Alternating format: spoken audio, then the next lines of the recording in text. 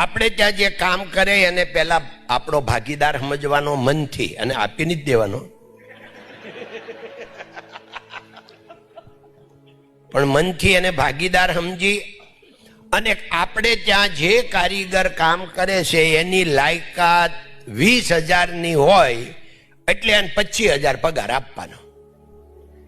પછી ભલન બધા લઈ જાય, 26માં કોક લઈ જાય તેને ખોટ જાય, પછી ભલન લઈ જાય.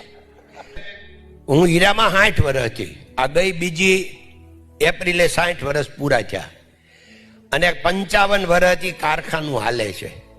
અમારા ફેક્ટરીમાં પગારનો પી બોલવાની મનાય છે. પગારનું કોઈ કહે એટલે તે દિવસ રજા. પગારનો પી બોલવાની મનાય છે, અને છતાં મોટું વેઇટિંગ લિસ્ટ છે આવવા માટે. શું કામ? કે પહેલેથી નક્કી કર્યું છે કે આ લોકો આપણે ત્યાં શું કામ આવે કામ કરવા? કાંઈ માસીનો છોકરો છે, ફઈનો છે, કાકાનો છે, દાદાનો, મામાનો છે, એ પૈસા સારું તો આવે છે. તો એને પૈસા આપો, મનથી આપો, ઉદાર દિલથી આપો. એટલે એની લાયકાત 20,000 હોય ને તમે 25,000 આપો. લાખની છે, 1,10,000 આપો. એટલે તમારે કોઈ દે કારીગરને ગોતવા જવું પડશે નહીં.